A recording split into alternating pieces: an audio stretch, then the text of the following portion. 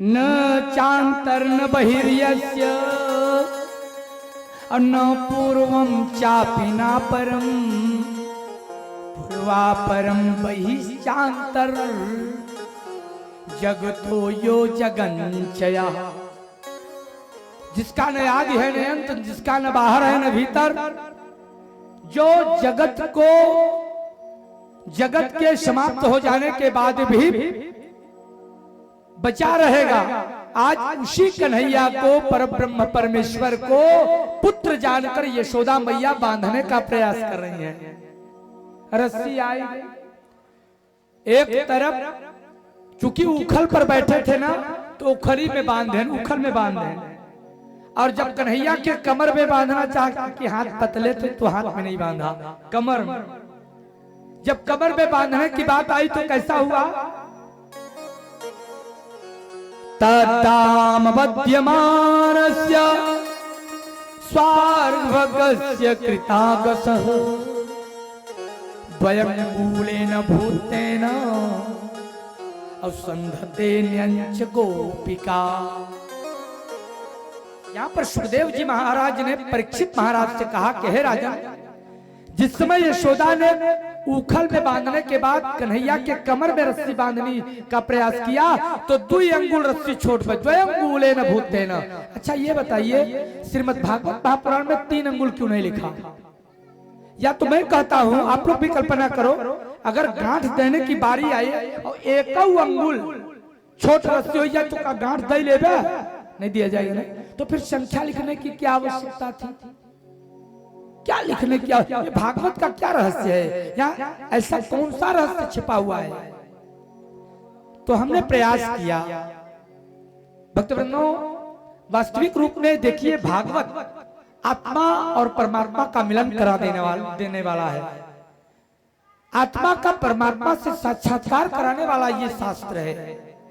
अब ये अलग बात है कि हम इसके माध्यम से कर पाएंगे या करवा पाएंगे कि नहीं।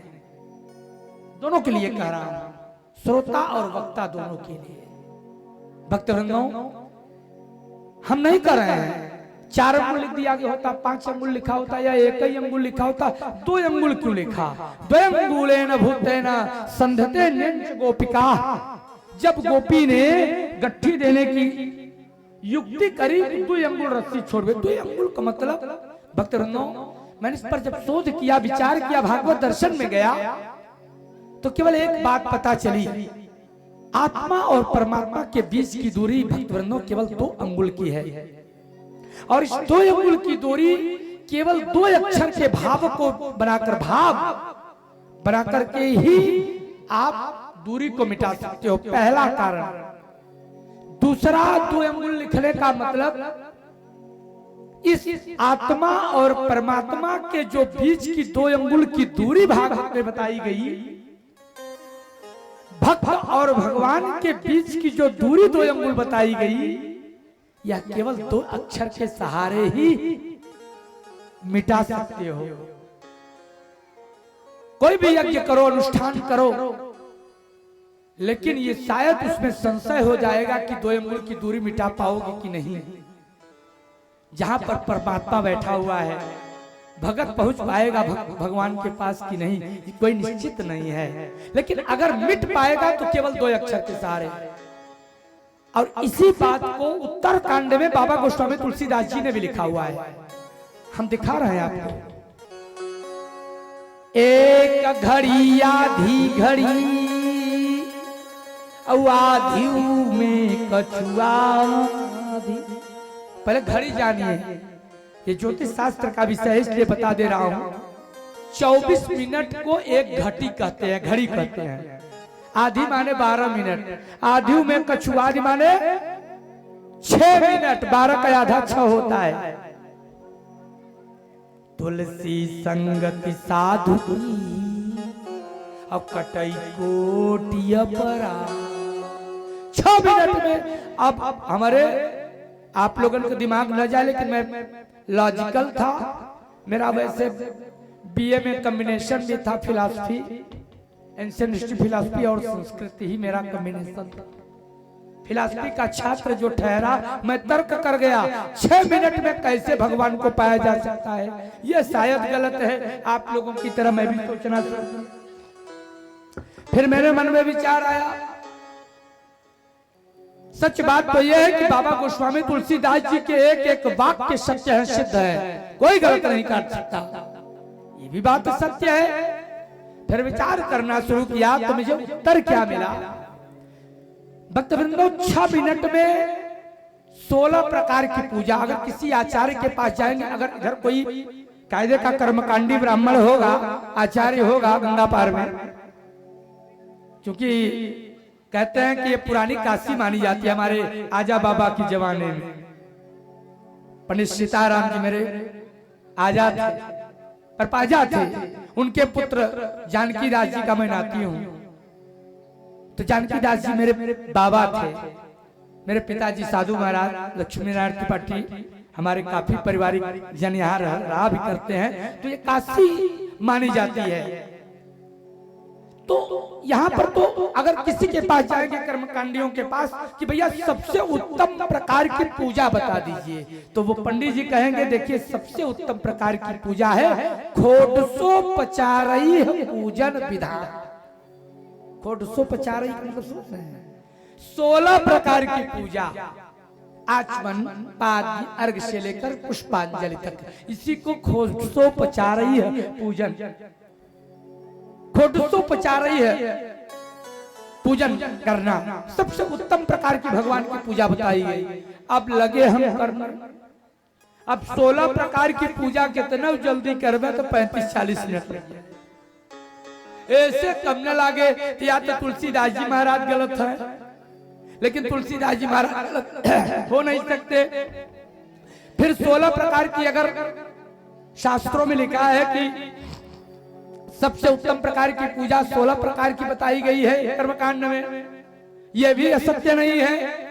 तो इन दोनों का सामंजस्य कैसे बैठेगा, मैं लगा विचार करने, विचार करते करते मुझे मिल ही गया बाबा गोस्वामी तुलसीदास जी का उत्तर। 6 मिनट में दिखा रहा हूं 16 प्रकार की पूजा, और यही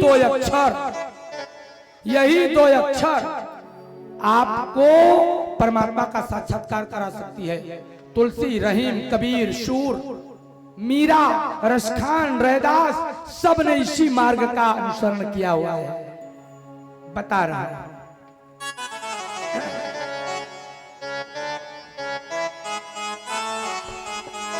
देखिए यहां दो अंगुल की दूरी है, गट्ठी नहीं बन रही है, तो 2 अक्षर के द्वारा हम 16 प्रकार की पूजा करके उस दूरी को मिटा सकते हैं, आत्मा परमात्मा का साक्षात्कार कर सकती है। कैसे? गिन लीजिए,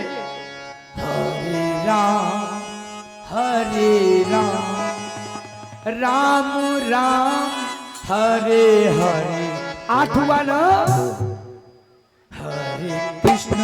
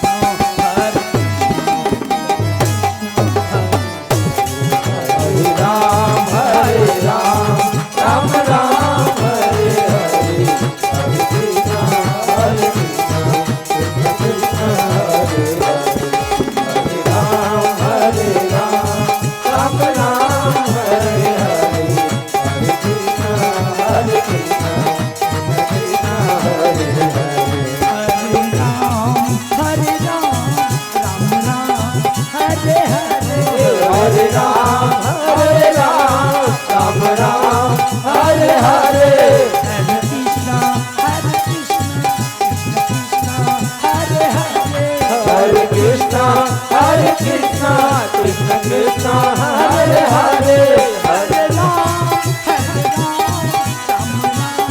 हरे हरे हरे राम राम राम हरे हरे हरे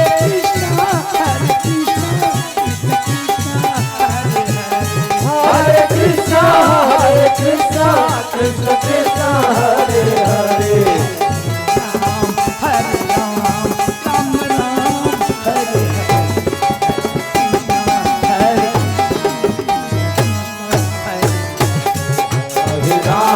हरे राम राम हरे हरे हरे कृष्णा कृष्ण कृष्ण हरे हरे हरे राम राम हरे हरे हरे कृष्णा कृष्ण कृष्ण हरे हरे। बोलो श्यावर रामचंद्र की जय। तो जो 2 अंगुल लिखा गया यहाँ पर, ये 2 अंगुल की दूरी केवल यही मिटा सकता है और दूसरा कोई विधान नहीं शास्त्रों में बताया गया भक्तवृंदों। और यही 16 प्रकार की पूजा है, ध्यान रखना 2 अक्षर। आइए, यही किया था यशोदा मैया। जैसे ही कृष्ण कृष्ण करना शुरू कर दिया कि ये तेरी लीला तू ही जाने, कृष्णमय हो गई यशोदा मैया। तो उस समय क्या हुआ? स्वमातु सिंहकांत्राया विस्रस्त कबरस्रजः अदृष्ट्वा परिश्रमं कृष्ण अकृपयासीत स्वबंधने। जब तक माता यशोदा प्रयत्न करती रही, पुरुषार्थ करती रही, पूरा घरे का लुगरी रस्सी खत्म हो गई, लेकिन जब गट्ठी मारे हो तो 2 अंगुल छोड़ पड़ी जाए। तब तक परिश्रम किए तो नहीं बने भगवान। लेकिन जैसे ही कृष्णमय हो गई, स्वमातु दृष्टा परिश्रमम कृष्ण कृपया सीत स्वबंधने, अपने आप भगवान बन गए। देखा तो गठिया बढ़ी गई, अपने आप ही बनी गई। अब देखो, जैसे यशोदा मैया ने देखा कि गांठ हिलक गई, तो आप लोगों की तरफ फिर पुरुषार्थ मान लें, चलो बंदी तक गए। बोली क्या? जा लाला, आज तूने बहुत बड़ा नुकसान किया, इसलिए पूरे दिन माखन नहीं मिलेगा, जा पड़ा रह, बंधा रह। और जानते हैं, जब जब कृष्ण बंधा किसी के प्रेम में, तब तब कोई न कोई लीलाएं हुई। शबरी के प्रेम में बंधे तो नवधा भक्ति दिखाकर शबरी को परम धाम भेज दिया। बताइए, कोई यज्ञ किया था क्या शबरी ने? कुछ नहीं, केवल मातंग महामुनि की शिष्या थी, उन्हीं की सेवा और भगवान के नाम का संकीर्तन, और दूसरा कुछ भी नहीं है भैया। यहाँ पर यशोदा मैया कोई काम करने चली गई, भगवान बंध गए हैं ओखल में, और बंधने के बाद किया क्या? भगवान पेटकुइया बकैया चलते हुए नंद बाबा के घर के ठीक सामने एक यमलार्जुन का वृक्ष था। यमल अर्जुन है, यमल माने होता है जुड़वा। अर्जुन, अर्जुन कहते हैं कहवा को, जो कांटेदार वृक्ष होता है। मैं आपको बता दूं, ज्योतिष शास्त्र को पढ़ते हुए मैंने वास्तु शास्त्र का अध्ययन किया, और वास्तु शास्त्र का सबसे ज्यादा अगर कहीं पर अवलोकन मिलता है तो मत्स्य पुराण में।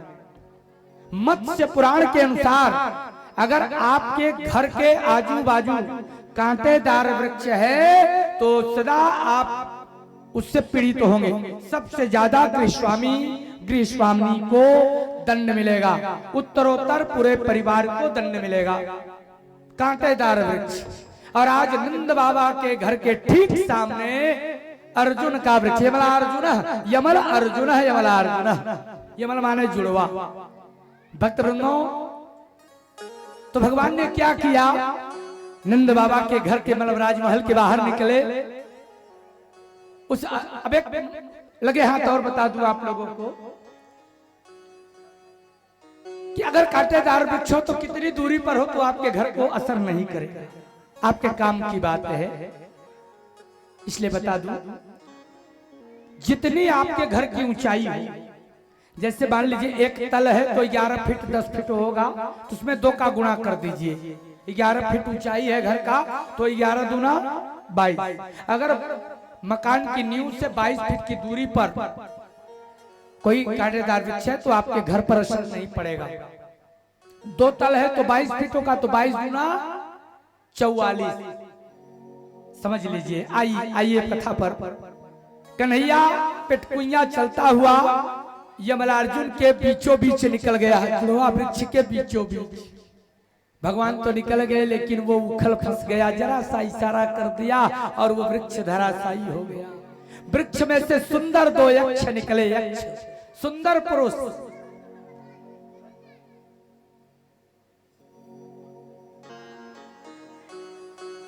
काहे आवत है बच्चे?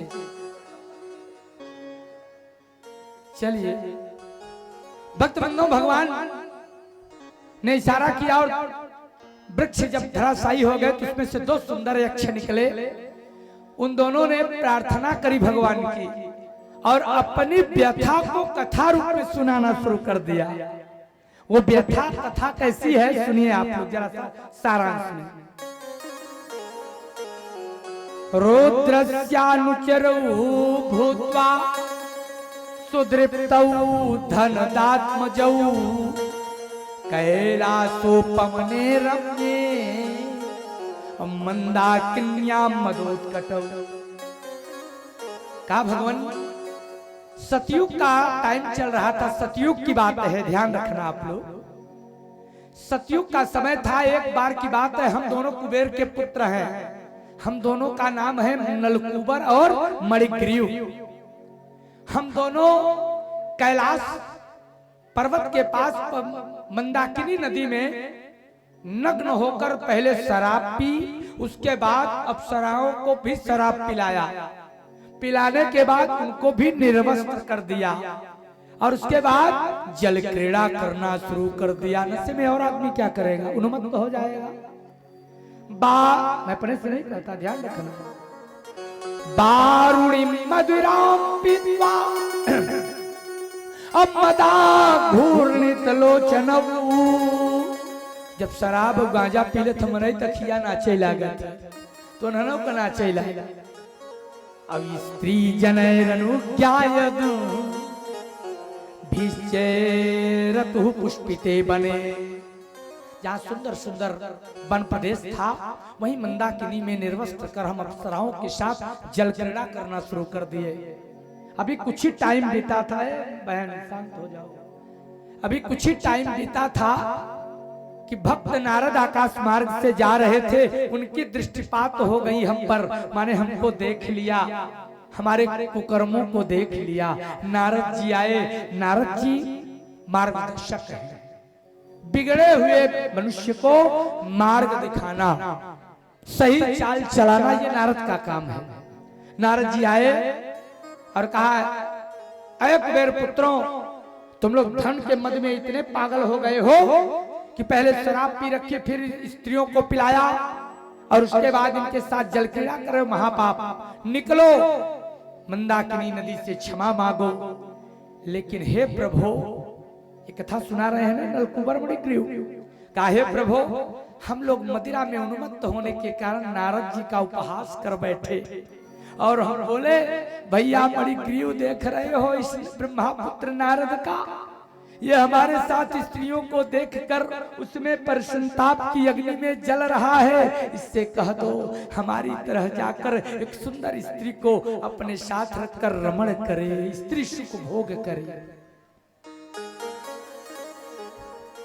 जो कामासक्त नहीं है, काम क्रोध मद लोभ से परे है, खट विकार से परे है, उसका अपमान करोगे तो उसको अच्छा लगेगा। नारद जी को क्रोध आ गया, अरे दुष्ट कुबेर पुत्रो नलकूबर मणिग्रीव, क्या किया?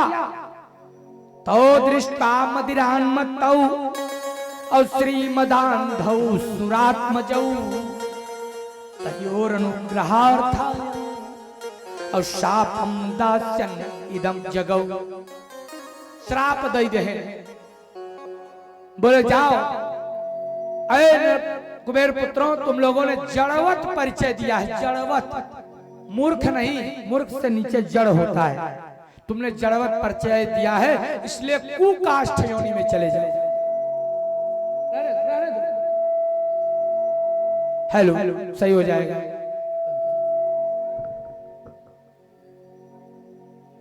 कुकाष्ठ योनि में चले जाओ। कुकाष्ठ योनि, कुकाष्ठ कहते हैं बबुल को, बैर को, जिसमें कांटा हो, अर्जुन के वृक्ष को, कैथ को, ये सारे वृक्ष जिसमें कांटे होते हैं। और अब अगर आप जानते हो बबुल इत्यादि के अलावा तो जान लीजिए इनका प्रयोग वास्तुशास्त्र में वर्जित है। न तो चारपाई बनाओगे, तखत बनाओगे, इस पर लेटोगे तो बीमार रहोगे। साथ चौखट लगवाओगे तो घर में अशुभ होगा, मरण होना शुरू हो जाएगा, अकाल मृत्यु होनी शुरू हो जाएगी। इसलिए कांटेदार वृक्षों का प्रयोग वास्तुशास्त्र में वर्जित कर दिया गया।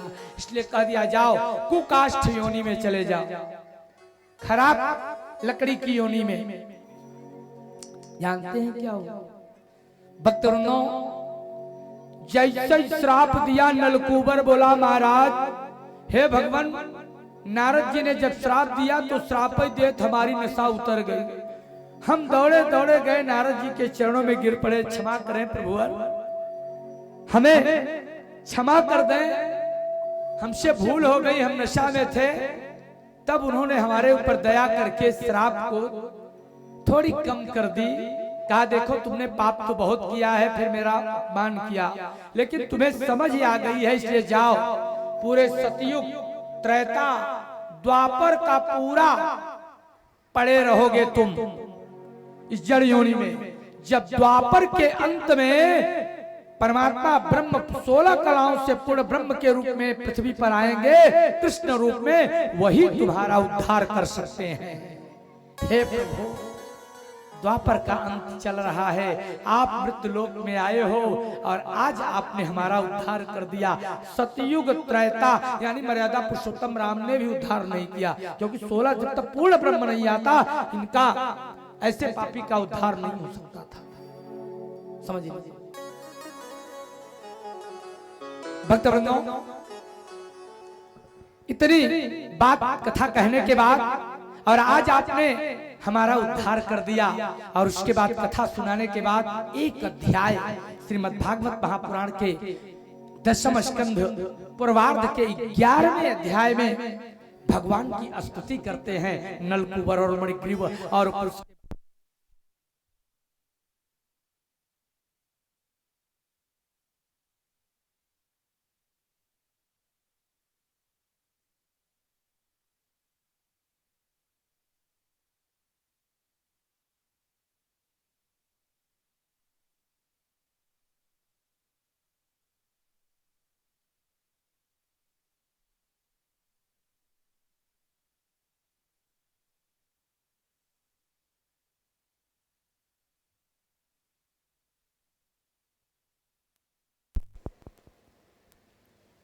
हेलो हेलो, बोलिए कृष्णचंद्र भगवान की जय। आ जाइए, कथा रूपी रेलगाड़ी पटरी पर दौड़ रही है, जरा भी रुकावट नहीं करेंगे, टाइम बहुत कम है। भक्तवृंदों, उसी समय स्तुति करते पूरे एक अध्याय नलकूबर और मणिग्रीव भगवान की स्तुति करके अब कुबेर लोक को चले जाते हैं। बोलिए कृष्णचंद्र भगवान की जय। तो बाल कृष्ण जब यशोदा के प्रेम में बंधे तो एक लीला करी, यमलार्जुन का उद्धार किया। बाल लीलाओं में कुछ लीलाओं को आपके बीच में रखना चाहता हूं। बाल लीलाओं में सबसे बड़ी शुमार लीला है, आपने सुना होगा कि भगवान गोपिकाओं के एक नई गोपिका के घर में रोज जाते हैं, पहले मटकी फोड़ते हैं, उसके बाद सखाओं के साथ मक्खन खाते हैं। तो ये मटकी और माखन के रहस्य को जान लीजिए। कहानी किस्सा तो बहुत सुनाएंगे, लेकिन मैं आपको तात्पर्य बता दे रहा हूं कि मटकी क्या है और माखन। लाख समझाती हैं गोपिकाएं, यशोदा के पास उलाहना लेकर जाती हैं, मैया तू समझा दे कि मक्खन खा ले लेकिन मटकी न, मक्खन खा ले लेकिन मटकी न फोड़े। इसका मतलब समझ रहे हैं? और भगवान मना नहीं होते, मानते नहीं, वो मटकी फोड़ करके ही मक्खन खाते हैं। बार बार गोपिकाओं को बताते हैं कि देखो तुम कितना भी कहोगे लेकिन मैं मानने वाला नहीं हूं। बताइए, एक गोपी था कंस, मृत्यु से बचने का प्रयास किया। एक था रावण, ये लोग बचे हिरण्याकश्यप, हिरण्याक्ष, बड़े बड़े वीर नहीं बचे तो हम और आप क्या बचेंगे। अर्थात यहाँ पर मटकी शरीर है और माखन शतकर्म। गोपिकाएं शतकर्म की चिंता नहीं करती आप लोगों की तरह, ध्यान रहे। आप लोग भी मटकी की चिंता करते हो, हमारे शरीर को रोग न हो। क्यों क्यों भैया, 150 रुपया का 10 ग्राम वाली क्रीम लई आवत थी शरीर के।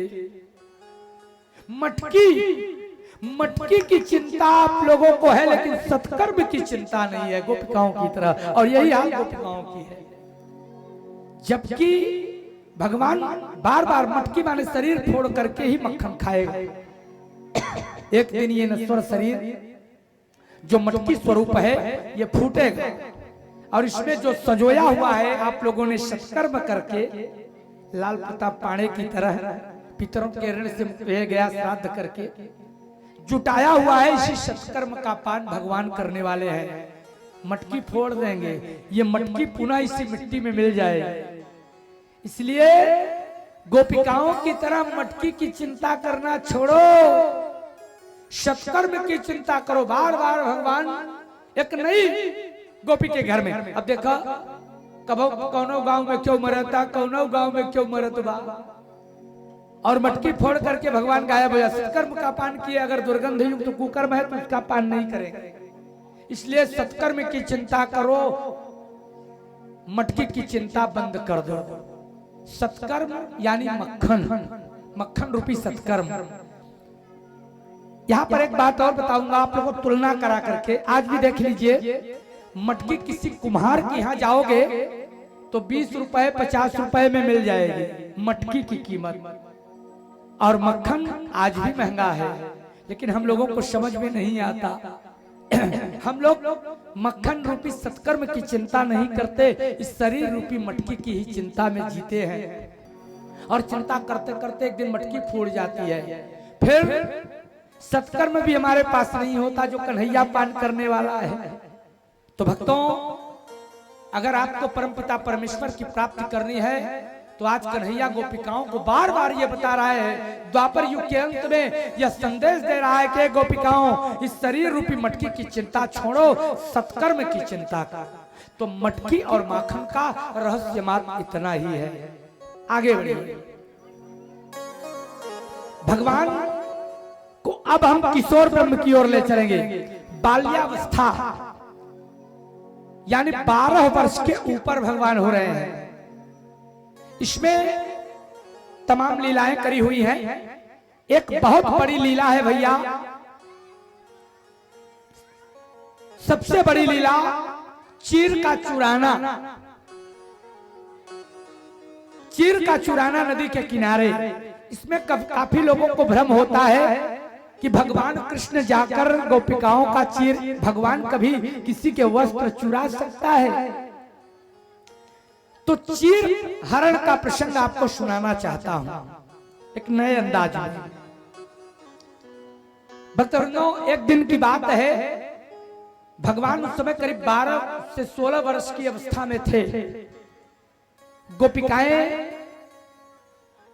स्नान करने गई हैं जमुना के जल में।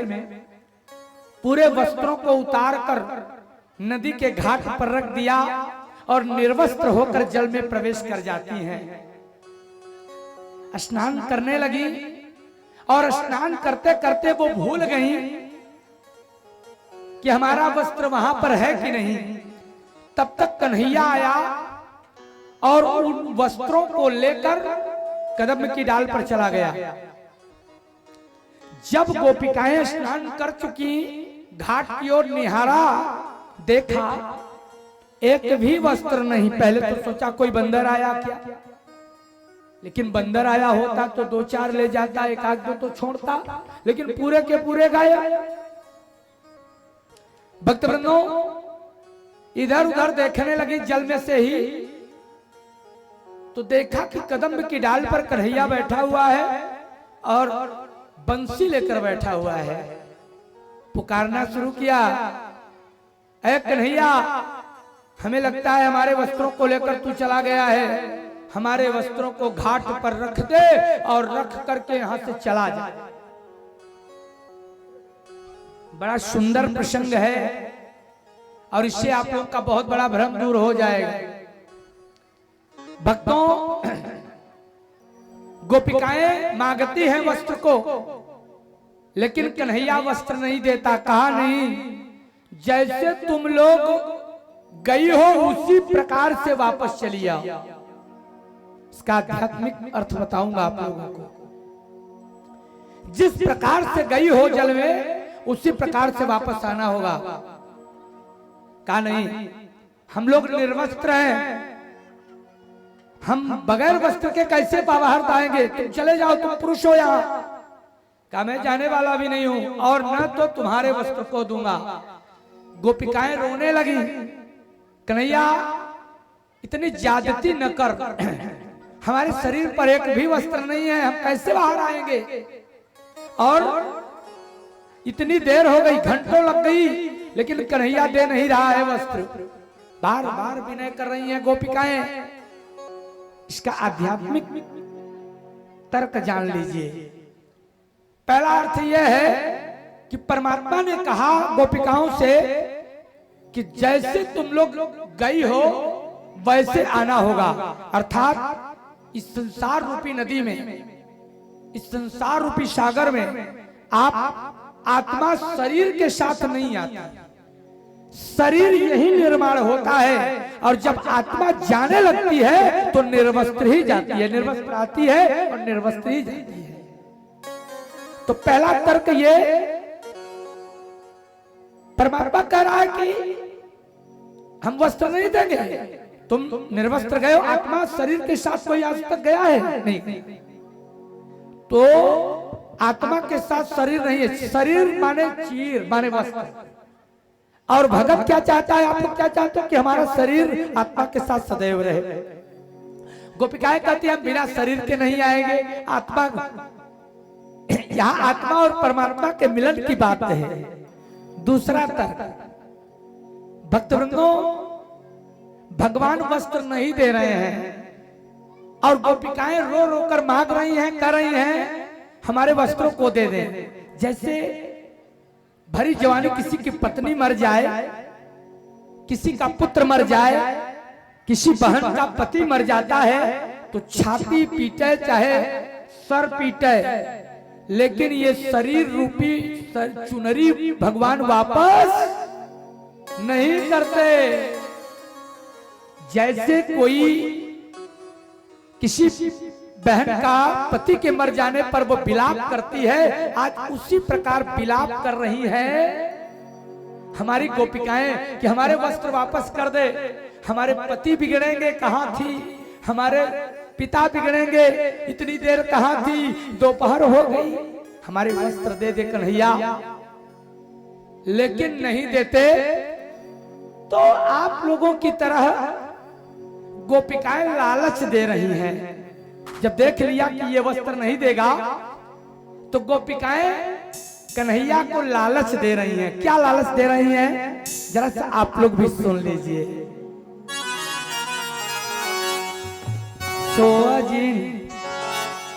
सो जाबू तो फिर योकर रास्ता कुछ दूसर बा।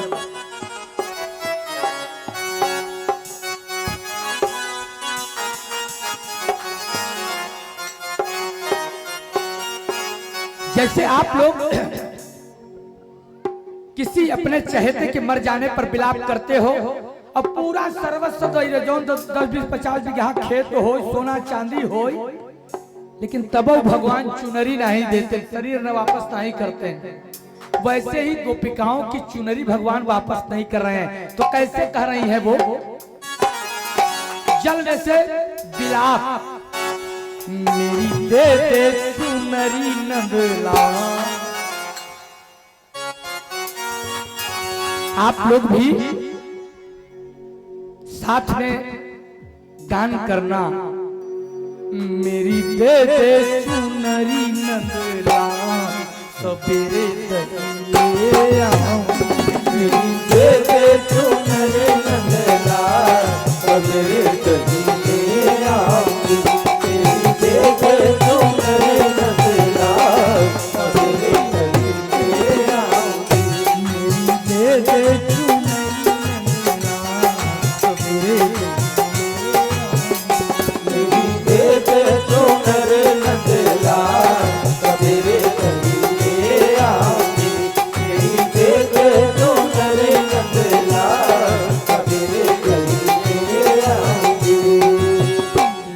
आऊंगी दही ले आऊंगी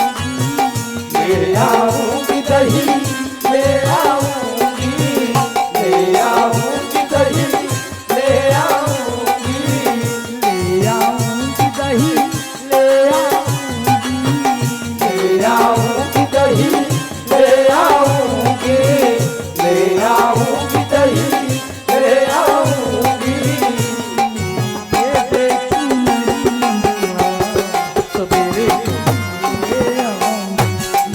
सवेरे दे तो मेरे नंदलाल सवेरे दही ले आऊंगी मेरी दे तो मेरे नंदलाल सवेरे दही ले आऊंगी ना मानो तो मेरी तंगिया रख लो ना मानो तो मेरी बिंदिया रख लो ना मानो तो मेरी बिंदिया रख लो ना मानो तो मेरी तंगिया रख लो ना मानो तो मेरी बिंदिया रख लो ना मानो तो मेरी बिंदिया रख लो इसमें जड़े हैं हीरे हरा सवेरे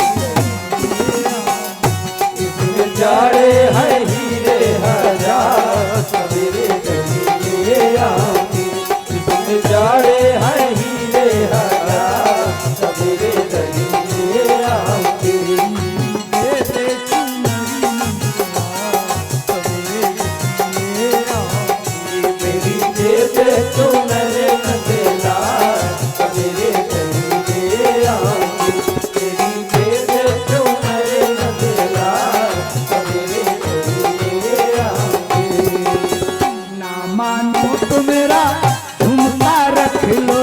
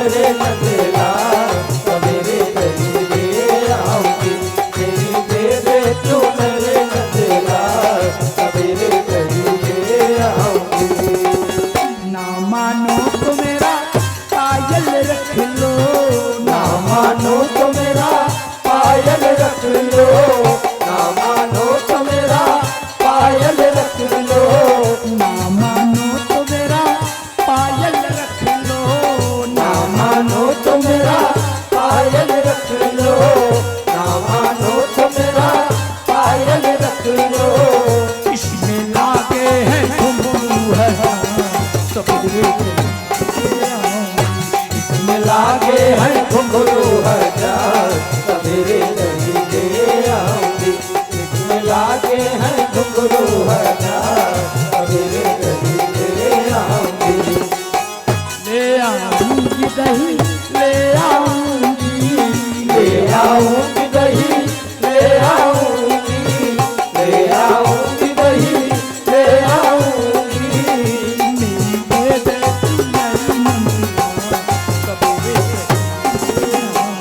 मेरी दे दे चूनने मंगला, सवेरे दही ले आऊंगी। मेरी दे दे चूनने मंगला, सवेरे दही ले आऊंगी।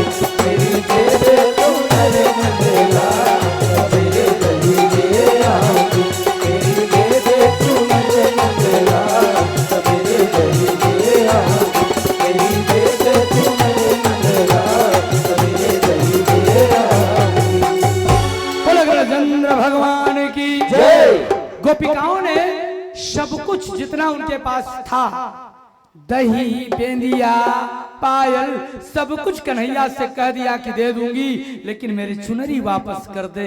लेकिन ठीक उसी प्रकार से नहीं दिया जैसे किसी का परम प्रिय जब संसार त्याग देता है तो आप सर्वस्व दे दीजिए, लेकिन ये शरीर रूपी चुनरी वापस होने वाली नहीं। आगे क्या होगा? गोपिकाएं हताश हो गई, सायंकालीन वेला आ गई, तो क्या करती हैं? आज तूने अति कर दी। और कन्हैया बार बार करा, देखो तुम जैसे गई हो वैसे वापस आना पड़ेगा। यानी आत्मा तो बिना शरीर के आई थी ना संसार में, तो ठीक है फिर आत्मा तो बिना शरीर के ही जाएगी। भाव यही है। गोपिकाओं ने क्या किया कि अब तो मेरे को बाहर निकलना पड़ेगा, ये देगा नहीं। इतना सब कुछ देने के लिए कह दिया, फिर भी ये वापस नहीं कर रहा है। तो गोपिकाओं ने अपने दोनों हाथों से अपने गुप्तांगों को ढककर नदी के बाहर आती है।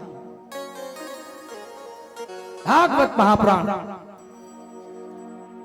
जब गुप्तांगों को ढककर बाहर आई, निकली आंख बंद, लाज और शर्म के मारे आंख को बंद किया हुआ है, अपने गुप्तांगों को ढका हुआ है, बाहर निकली और रोकर बोली, रे कान्हा अब जिद छोड़ दे और हमारे वस्त्रों को हमारे शरीर पर फेंक कर तू चला जा, ले तेरे मन का हो गया। बाहर आ गई, कहा भी नहीं देने वाला, नहीं दिया। गर्ग संहिता में गर्गाचार्य जी ने लिखा, श्रीमद् भागवत महापुराण में सुखदेव जी ने महाराज परीक्षित को एक बैरागी संत, जिसके अंदर न काम है, न क्रोध है, न मद है, न लोभ है, और व्यास जी ने लिखा भागवत महापुराण में, नहीं दिया, कहा भी नहीं दूंगा। गोपिकाएं रोकर असहाय सी बोलती हैं कि बोल कान्हा अब क्या चाहता है? कहा बस एक काम और कर दो, श्रवणम कीर्तनम विष्णु स्मरणम पाद सेवनम अवर्चनम बंधनम दास्यम सख्यात्मनिवेदन। आत्मनिवेदन नवदा भक्ति की अंतिम पराकाष्ठा। 9 प्रकार की भक्ति बताई गई है। पता नहीं किसी ने बताया कि नहीं बताया, मैं बता दे रहा हूं। 9 प्रकार की भक्ति, और उस 9 प्रकार में अंतिम सीढ़ी कौन सी? आत्मनिवेदन, माने समर्पण।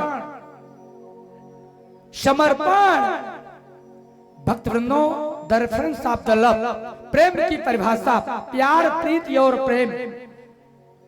शायद आज तक मैंने इस मंच से अभी इसकी पूरी व्याख्या नहीं की, लेकिन प्रेम की वास्तविक परिभाषा क्या है आज गोपिकाओं के द्वारा समर्पित किया जाए। और भगवान कृष्ण वही चाहते हैं कि देखो मुझे तभी प्राप्त कर पाओगे भक्ति की अंतिम पराकाष्ठा पर जाओगे। तो प्रेम माने समर्पण का स्वरूप, प्रीति माने स्वार्थ का प्रतीक, और प्यार माने हवस का प्रतीक। प्यार रूप से उत्पन्न होता है। जो कहते हैं हम बहुत प्यार करते हैं, आपसे ध्यान रखना। तो प्यार शब्द जो आया हिंदी साहित्य में, ये इसमें भी 2.5 अक्षर है, ध्यान रखना। ये रूप से उत्पन्न होता है, ये हवस का प्रतीक है, रूप से हवस की उत्पत्ति हुई। तो प्यार हवस का प्रतीक है। प्रीति, जहां पर प्रीति शब्द प्रयोग किया जाए तो जान लीजिए कोई स्वार्थी भक्त आ रहा है। सुर नर मुनि सब कई हरिति और स्वार्थ लाई करें सब प्रीति, प्यार नहीं, प्रेम नहीं। और प्रेम की परिभाषा क्या है, इसको साहित्यिक वर्णों में बता दूं। सात्विक, राजस और तामस, सत्व, रज और तम। सत्व गुण का प्रतीक है प्रेम, राजस गुण का प्रतीक है प्रीति और तामस गुण का प्रतीक है प्यार। इसको और डिटेल्स में आपको बताया मैंने। तो प्यार हवस का प्रतीक है, प्रीति स्वार्थ का प्रतीक है और प्रेम समर्पण का प्रतीक है। तो प्रेम की परिभाषा प्यार का मैंने बताया ना, जो रूप से उत्पन्न हो। आप बहुत सुंदर है, वो कहे बहुत सुंदर है, माने रूप की जहां चर्चा करी जाए तो जान लो कोनो हौसी भक्ते आएगा। सुपरखा की नहीं, पूतना की नहीं। और प्रीति, जहां पर प्रीति शब्द जिस दोहे में, जिस श्लोक में, जिस चौपाई में प्रीति शब्द प्रयोग हो तो जान लीजिए कोई राजस भक्त यानी प्रीति करने वाला कुछ पाने के लिए आ रहा है। और प्रेम की परिभाषा सुन लीजिए, तब कथा को आगे बढ़ाऊंगा चिरहरण के प्रसंगों को। प्रेम के पंथ पे रखे जो पाँव तो प्रेम की रीति निराली बतावे। प्रेम के पंथ पे रखे जो पाँव तो प्रेम की रीति निराली बतावे। मन भाव पे सब कुछ वार के हारे तो जीत का हर मन भाव पे सब कुछ वारे हारे तो जीत का हर्ष मनावे। प्रेम यौ भक्ति के संगम में, प्रेम यौ भक्ति के संगम में, प्रेम यौ भक्ति के संगम में परमात्मा से होए कातुर आवे। हरि जो डूबे नहीं तो पार न पावे। प्रेम नदी इतनी गहरी जो डूबे नहीं तो पार न पावे। प्रेम और भक्ति के संगम में, प्रेम और भक्ति के संगम में परमात्मा से होए पार न आवे। प्रेम नदी इतनी गहरी जो डूबे नहीं तो पार न पावे। प्रेम नदी इतनी गहरी जो डूबे नहीं तो पार न पावे। ये है रेफरेंस आप दिला प्रेम की परिभाषा, सबसे उत्तम परिभाषा बतंदो यही गोपिकाओं के अंदर था। देखिए आ जाइए कथा पर। आत्मनिवेदन, समर्पण। भगवान ने कहा दोनों आप लोग समर्पण भाव करो। समर्पण का मतलब दोनों हाथों को उठाना पड़ेगा और आंख को खोलना पड़ेगा। अब बताइए, गोपिकाएं निर्वस्त्र हैं, अपने दोनों हाथों से गुप्तांगों को ढककर लाज और शर्म रूपी इस आंख को, जो लाज शर्म का अंतर करता है ये आंख, उसको बंद की हुई है। रो करके गोपिकाएं न चाहते हुए भी कन्हैया का कहना मानना पड़ रहा है और दोनों हाथों को ऊपर कर देते हैं। भगवान ने कहा अब एक काम करो, आंख खोल दो। जब आंख खोलती है गोपिकाएं तो सामने क्या दिखाई पड़ रहा है? सहस्त्र शीर्षा पुरुषा सहस्त्राक्ष सहस्रपाद शभूमिग्वं सर्वपुष्पा तिष्ठदशांगुलम्। पुरुष एवेदकं सर्वं यद्भूतं यञ्च भाव्यम् औतामृतत्वेषानु यदन्नेनातिरोहति। वही रूप जो आगे चलकर अर्जुन को दर्शन कराने वाले हैं कुरुक्षेत्र के मैदान में, यानी परम पिता परमेश्वर ब्रह्म का दर्शन, न तो ब्रह्मा न विष्णु न शंकर, जो इन तीनों से भी ऊपर है, तीनों के जो स्वामी है, अर्थात पूर्ण ब्रह्म का दर्शन करा दिया गोपिकाओं को। हजारों सिर वाले भगवान, अब बताइए, जब आत्मा रूपी गोपी का मिलन परमात्मा से हो गया तो सब कुछ भूल गई। क्या लाज, क्या शर्म, प्रसन्न हो गई। और भगवान ने कहा, बताओ गोपिकाओं, कैसा आनंद प्रतीत हो रहा है। गोपिकाएं भगवान का दर्शन कर अति आनंद उमगी अनुरागा, एक अनुराग में आनंदित होने लगी। और इधर उनको पूर्व जन्म का ध्यान करा दिया। तुम लोग हो कौन, अपने आप को पहचान लो। आप लोग भी नहीं पहचान सकते, आप लोग भी एक एक देवी और एक एक देवता। आपने परमात्मा से विनय किया है कि हे परमात्मा, चूंकि देव योनि मुक्ति की योनि नहीं है, तारे हो नक्षत्र हो, हमें अब मुक्ति की योनि अर्थात मानुष्य बना दो, हम इस आवागमन के चक्कर से मुक्त हो जाए। यही गोपिकाओं के लिए भी है। पूर्व जन्म में जाती हैं तो त्रैता युग के वो ऋषि जिनको मर्यादा पुरुषोत्तम राम जी ने दर्शन नहीं दिया था, तपसी ब्रह्म के रूप में, तापस ब्रह्म के रूप में राम जी ने कुल 12,000 संतों को दर्शन दिया है रामायण के अनुसार। और ऐसे ही हजारों बच गए। उनको बड़ा कष्ट था कि भगवान, मैं हम लोग कंदराओं में इंतजार करते रहे और आप आए नहीं। तो भगवान ने वचन दिया था कि मैं मर्यादित होकर तुम्हें पूर्ण ब्रह्म का दर्शन, तुम्हें पूर्ण ब्रह्म का दर्शन करना है। जबकि मर्यादा पुरुषोत्तम राम 12 कलाओं से ब्रह्म थे और भगवान कृष्ण पूर्ण ब्रह्म माने 16 कलाओं से पूर्ण ब्रह्म थे। इसलिए कहा, तुम लोग इतने त्याग की भावना लेकर जिए हो, तपस्या करी हुई है कि जब मैं पूर्ण ब्रह्म के रूप में आऊंगा तो तुम्हारा उद्धार कर दूंगा। जब ये उनको पूर्व जन्म का प्रारब्ध याद आ जाता है तो सारी गोपिकाओं का दुख दूर हो जाता है। क्या वस्त्र, क्या कुछ, ध्यान रहे, आत्मा का जब तक परमात्मा से मिलन नहीं होता तभी तक आत्मा को कष्ट होता है शरीर के लिए।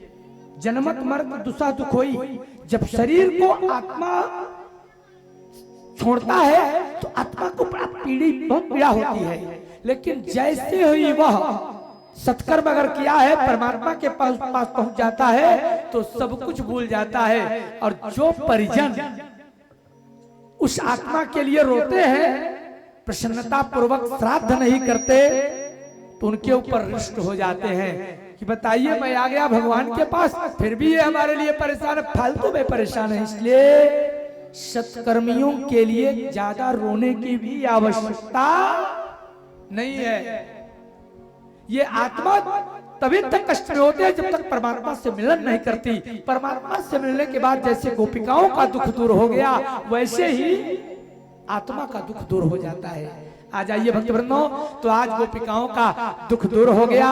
उसी समय भगवान ने कहा है, गोपिकाओं, अब शरद पूर्णिमा आ रहा है, शरद पूर्णिमा आते ही मैं तुम्हारे साथ उस लीला का अवलंबन करूंगा जिस लीला को महारास कहा गया है। महारास भक्तवृंदो, श्रीमद् भागवत महापुराण में भगवान की लीलाओं में सबसे उत्तम महारास है। और महारास के योग्य अब हम शरद पूर्णिमा जो वादा किया था चिरहरण के समय, वही समय आ चुका है। शरद पूर्णमासी का सायंकालीन बेला है, आज भी सायंकालीन ही बेला है। आइए हम लोग जरा सा वातावरण आज बना लें और कल महारास कराते हुए हम रुक्मिणी के विवाह पर 16,108 भगवान ने विवाह किया है, कम से कम एक विवाह की चर्चा कराकर द्वारिकाधीश बना देंगे। लेकिन आज महारास के योग्य टाइम काफी हो गया है, लेकिन 5 मिनट, और उसके बाद महारास के टाइम में ही कुआर मास से, जब कुआर मास शुक्ल पक्ष पूर्णमासी जो होता है, यही से महारास प्रारंभ हुआ था। और फागुन पूर्णमासी को भगवान ने फूलों की होली बरसाने में खेली थी। वो भी आज ही करा दूंगा, चिंता मत करिए। आइए शरद पूर्णिमा के दिन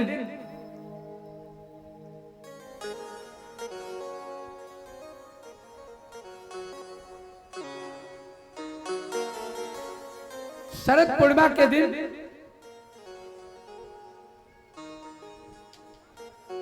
शरद पूर्णिमा के दिन चंद्रमा प्राचीन दिशा में निकल रहा है, पूर्व दिशा में। कैसे निकल रहा है जरा सा भागवत जी से सुनेंगे। सुखदेव जी महाराज परीक्षित से कह रहे हैं, हे राजन, वही रात्रि आ गई है, उसी रात्रि का संकेत कर रहे हैं भगवान।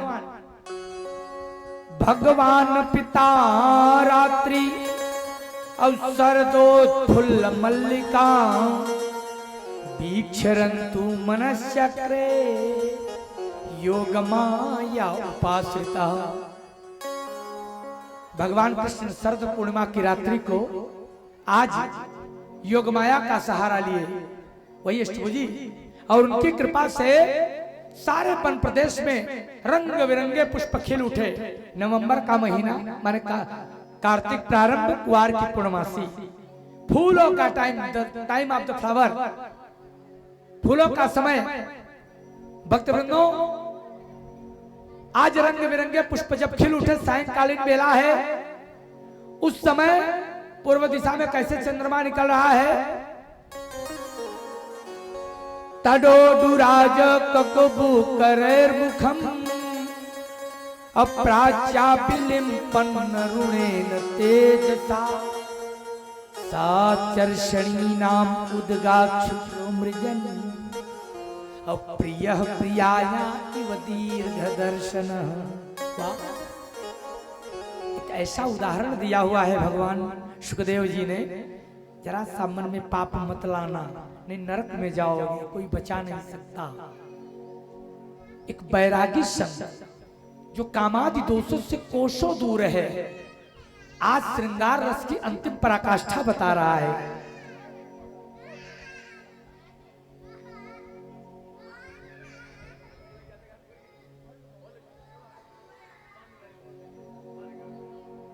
जब पूर्व दिशा में चंद्रमा निकलता है नूतन केसर लाल लिए हुए, उसकी किरणें जब गोपिकाओं पर पड़ी तो मानो कामदेव का बाण चल रहा।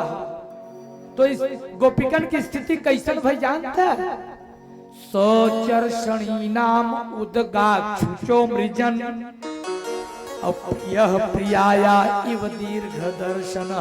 जैसे कोई प्रेमी अपने प्रेमिका से या प्रेमिका अपने प्रेमी से दीर्घ दर्शन माने बहुत दिनों के बाद, 10-20 साल के बाद मिल रहा हो, जो अंतर्मन में भावना होती है प्रेमिका का प्रेमी से मिलने वाला, वही आज गोपिकाओं के हृदय में उबाल मार रहा है।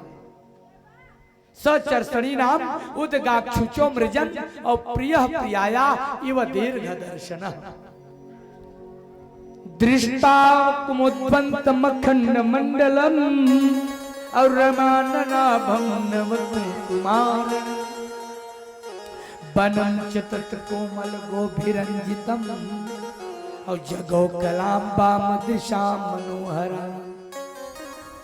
चंद्रदेव का मंडल आज अखंड है, राका शशि है, पूर्व दिशा में नूतन केसर लाल लिए हुए निकले हैं। कहते हैं शरद पूर्णिमा की रात्रि को चंद्रमा से अमृत की किरण निकलती है। जिनको असाध्य रोग हो जाए, खासतौर से टीबी, ध्यान रखिएगा, जिनका चंद्रबल डाउन है, यानी चंद्रमा 8वें 12वें या 6वें भाव में बैठा हुआ है कुंडली में, जिनका चंद्रमा खराब है, क्षीण चंद्रमा है, चंद्रमा निर्बल है, अस्त है, उनके लिए बता रहा हूं। क्योंकि जिनका ऐसा रहता है उनको टीबी होता है, सर्दी जुकाम, टीबी तपेदी की त्याग से पीड़ित रहा करते हैं, फेफड़ा रोग होता है। कोरोना में मरने वाले ज्यादातर चंद्रबल डाउन था, समझ लीजिए, फेफड़ा खराब हो गया, कोरोना को सह नहीं पाए, मर गए। तो फेफड़ा रोग सदैव चंद्रमा। वैसे भी मैं बता दूं, आयुर्वेद में ज्योतिष शास्त्र में चंद्रमा औषधियों का मालिक है, माने दवा का मालिक चंद्रमा। अगर चंद्रमा को ठीक कर लोगे तो दवा काम करना शुरू कर देगा। इतना बताना मेरा फर्ज बनता है आपको।